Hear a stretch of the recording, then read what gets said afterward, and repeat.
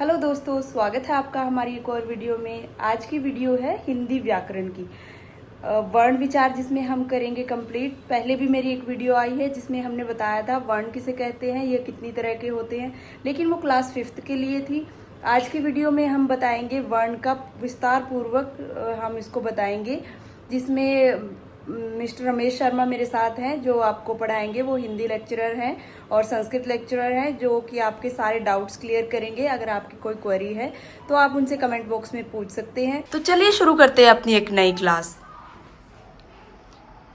किसी भी भाषा में सबसे छोटी इकाई वर्ण होती है और उसी ध्वनि को वर्ण कहा जाता है।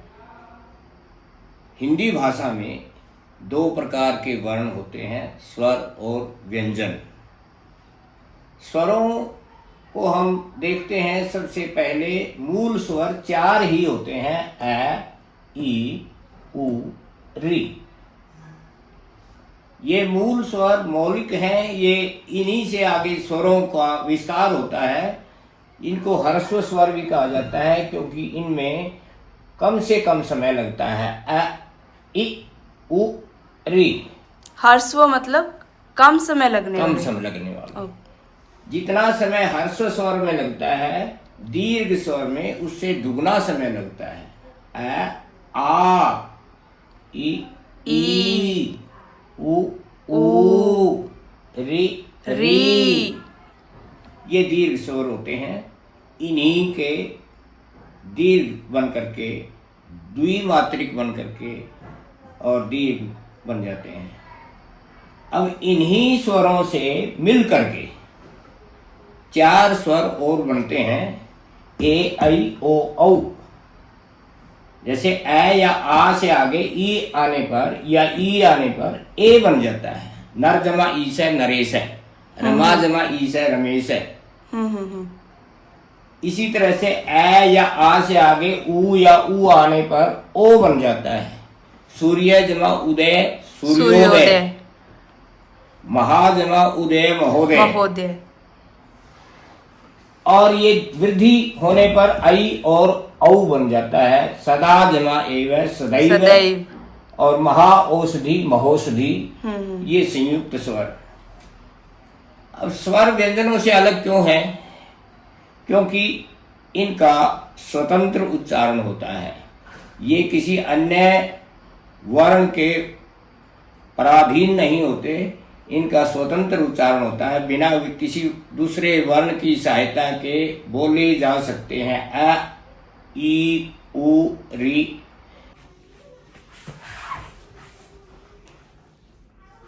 तो अब हम व्यंजन के बारे में सोचते हैं। व्यंजन क्या है और कितने हैं? स्वरों की सहायता से जिनका उच्चारण होता है वो व्यंजन होते हैं, क्योंकि व्यंजनों का स्वतंत्र उच्चारण नहीं है। वो स्वरों के मेल से ही उनको बोला जा सकता है। स्पर्श व्यंजन में 5 वर्ग होते हैं, क वर्ग, च वर्ग, ट वर्ग, ट वर्ग, प वर्ग। इन वर्गों के 5 व्यंजन हैं। क वर्ग क, ख, ग, घ, ङ। च वर्ग च, छ, ज, झ, ञ। ट वर्ग ट, ठ, ड, ढ, ण।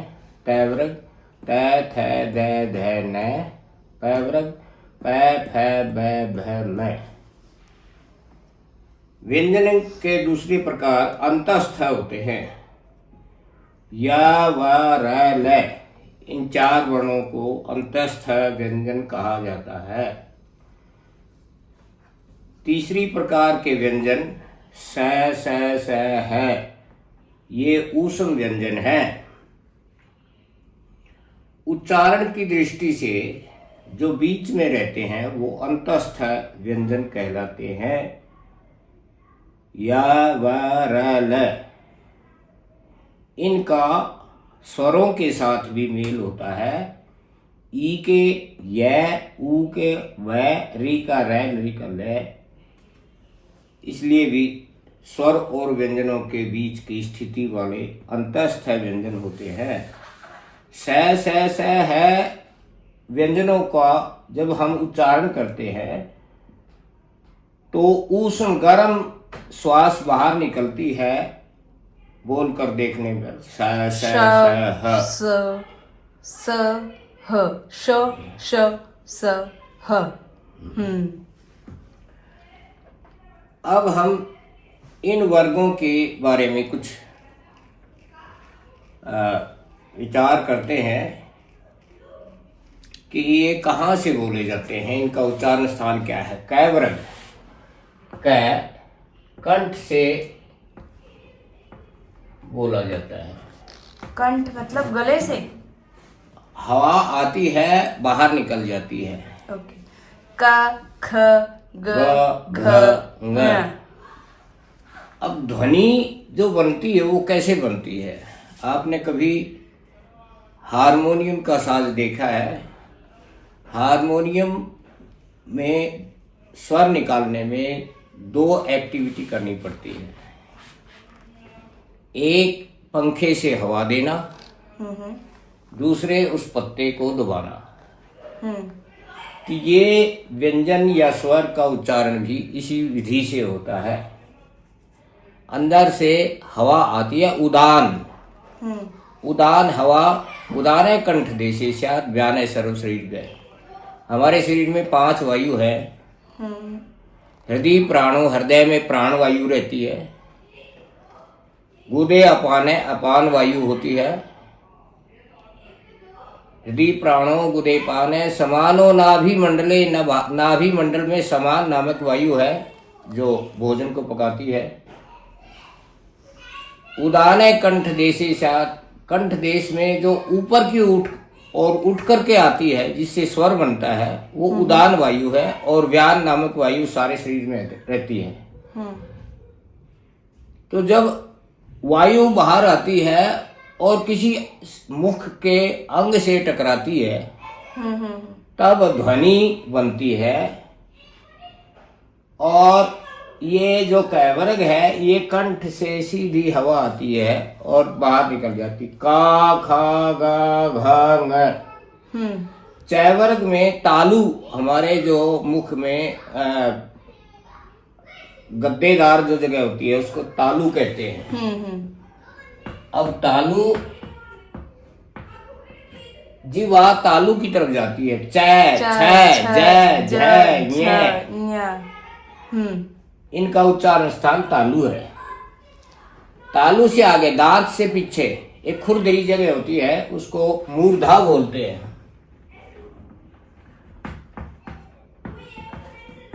तो ये जब हम टैवर्ग का उच्चारण करते हैं वो मूर्धा से होता है। टा ठा ड ढ न, ट ठ ड ढ न। और ये तैवर्ग दांतों की तरफ जीभ आती है। त थ द ध न, दंत। दंत।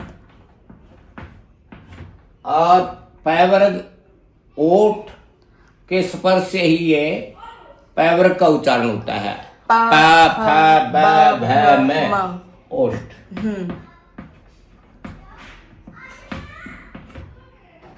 ये हमारे उच्चारण स्थान हुए 5। अब हम ने जो स्वर पढ़े हैं उनके भी उच्चारण स्थान है। ए आ, ये कंठ से बोला जाएगा। ए और आ। ए आ। ई ये तालु। ई। ऊ जब बोलते हैं तो होठों पर प्रतिक्रिया होती है। ऊ सिकुड़ जाता है होठ। बिना ऐसे सिकोड़े हम ऊ को नहीं बोल सकते। ऊ। तो ये इसका ओष्ठ है। री मूर्धा से बोला जाएगा। री। और ए आई ओ औ, इनका उच्चारण स्थान 2 वर्णों के मेल से बनता है। ए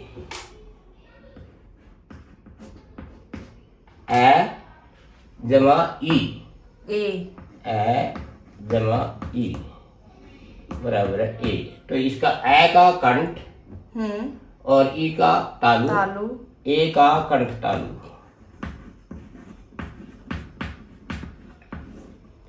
ए ही नहीं, आई भी ऐसे ही होगा। ए आई कंठ तालु। ओ, ओ भी दो स्वरों के मेल से बनता है, संध्या अक्षर है ए या आ जमा ऊ।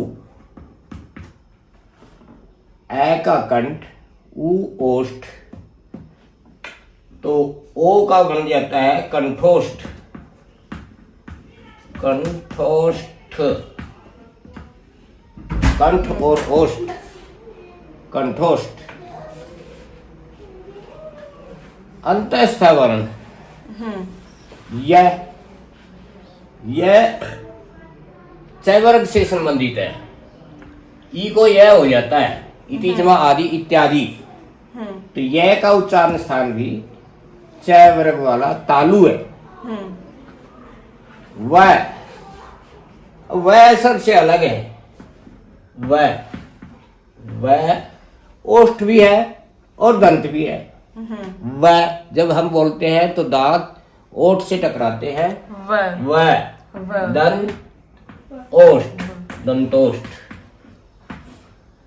यह वह रे री जैसा है और इसका मूर्धा उच्चारण स्थान है रे। ल दंत जैसा है, ये दांतों से ही बोला जाएगा, दंत ल। श, ये जो शेर वाला स है ये तालु श। इसको आप तालु बनाएंगे श को। और ये जो पै वाला स है ये मूर्धा है, इसको आप मूर्धा। और ये स है ये दंत है स। हा कंठ से ही आप की तरह से का हा। ये हमारे उच्चारण स्थान कंठ आ कैवर्ग और है। तालु ई चैवर्ग य श। टैव मूर्धा टैवर्ग री र ष षटकोण। दंत तैवर्ग ल और स। पैवर्ग ओष्ठ पैवर्ग उ। वह का दंतोष्ठ और ए कंठोष्ठ ओ कंठोष्ठ ए कंठतालु। हमारे वर्गों के जो अंतिम व्यंजन है न, य, न, में, ये नासिका से बोले जाते हैं। यम गण न और अंग ये में न और अंग, ये नासिका है इनका उच्चारण स्थान। और जो अनुनासिक है वो मुख नासिका है। तो ये हमारे उच्चारण स्थान। अब हम एक बात पर विचार करते हैं कि कैवर्ग क ख ग घ ng कंठ से बोला जाता है, लेकिन इनकी 5 ध्वनियां बन जाती हैं। ये कैसे होता है, इसके बारे में विचार करते हैं।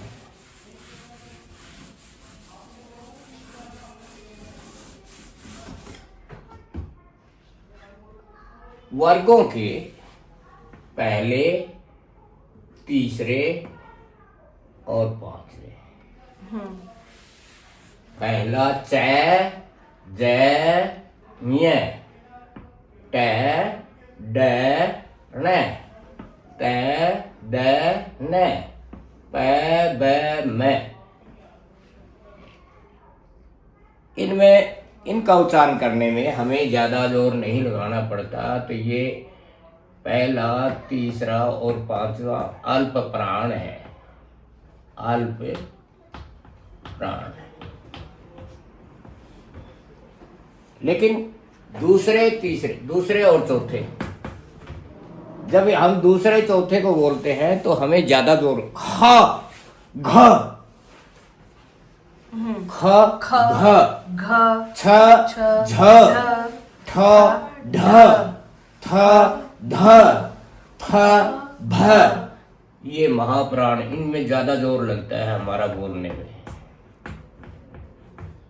तो इस दृष्टि से हमारे दो प्रकार के ये वर्गों के वर्ण हो गए, दूसरे चौथे, पहले तीसरे पांचवें। अब इनमें से पांचवा अल्प प्राण तो है, लेकिन नासिका से बोला जाता है, इसलिए पांचवा अलग हो जाता है। पांचवा वर्ण इनसे अलग है, पहले तीसरे से अलग है पांचवा। का खा गा घ घ, एक कैटेगरी है क ग घ, लेकिन ग अलग हो गया, वो नाक से बोले जाता है। ये दोनों क और ग नाक से नहीं बोले जाते। एक और अंतर समझिए, 3, 4, 5 ये इनकी कैटेगरी बनती है, और 1, 2 की बनती है। 3, 4, 5 ये गूंज पैदा करते हैं, घोष, ये अघोष। बोलकर देखिए, कान में उंगली लगा करके। तीसरा ग घ ng, ग घ ng, और क ख में कोई घोष नहीं है। क ख घोष नहीं है। ग घ ng,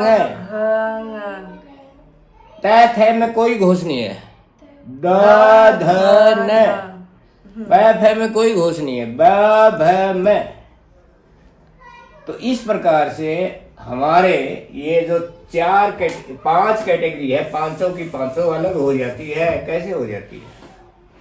देखो, हम कै लिखते हैं। कै एक ऐसा व्यंजन है जो अल्प प्राण है,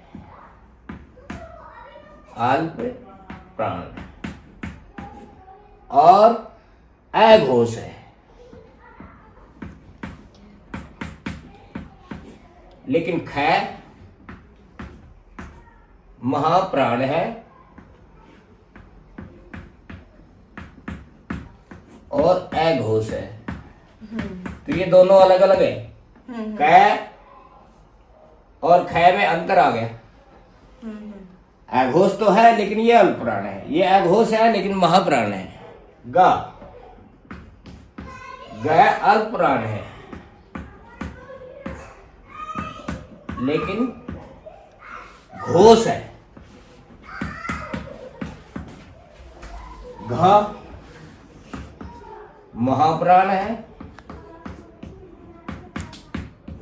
लेकिन घोष भी है। अब इन दोनों में अंतर है, ये अल्पप्राण घोष, ये महाप्राण घोष। ङ इस जैसा है, अल्पप्राण है और घोष भी है, फिर तो इस जैसा होना चाहिए, लेकिन इसकी कैटेगरी अलग है। ये नासिका से बोला जाता है, ये इससे अलग हो गया।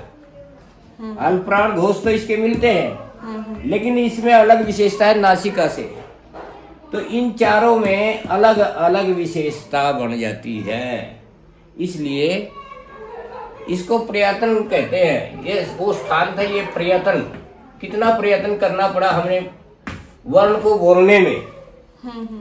वो प्रयत्न के आधार पर ये सारे अलग अलग हो जाते हैं। पांचों एक वर्ग से है, लेकिन एक वर्ग से होने में भी 5 ध्वनियां निकलती है, अलग अलग हो जाता है। हाँ, मैं एक बात और बताना चाहता हूँ। जैसे कि मैंने बताया कि व्यंजन में का उच्चारण नहीं हो सकता बिना स्वरों की सहायता से।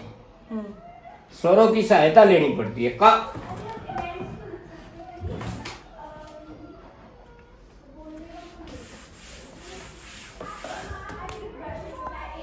का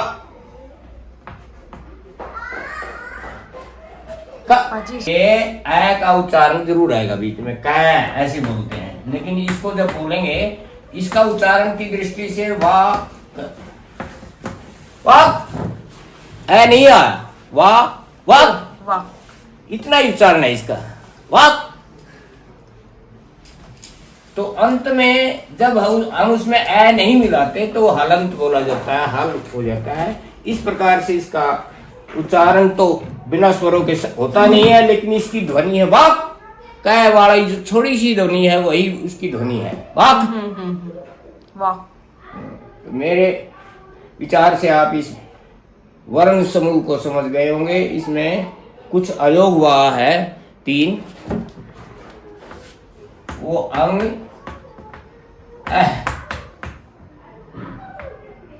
और अनुनासिक को भी मान लेते हैं। ये ना स्वरों में गिनती होती है ना व्यंजनों में गिनती होती है, बल्कि इनको अयोग हुआ है वर्ण कहा जाता है। वर्ण तो दे दिया, इनका चिन्ह तो है। वर्ण और अक्षर में क्या अंतर है? जो हम लिपिबद्ध कर देते हैं वो वर्ण है, जो हम बोलते हैं वो अक्षर है। वर्ण अक्षर, क्योंकि ये कभी नष्ट नहीं होते। अगर टै वर्ग टै बोल करके वह बोलते हैं तो टै खत्म नहीं होता। अगर खत्म हो जाए तो पूरा समन्वय नहीं हो सकता, शब्द ही नहीं बनेंगे। इनको अक्षर कहा जाता है, छोटी से छोटी। क्षरा सर्वाणि भूतानि कूटस्थो अक्षर उच्यते। अक्षर भगवान का भी नाम है।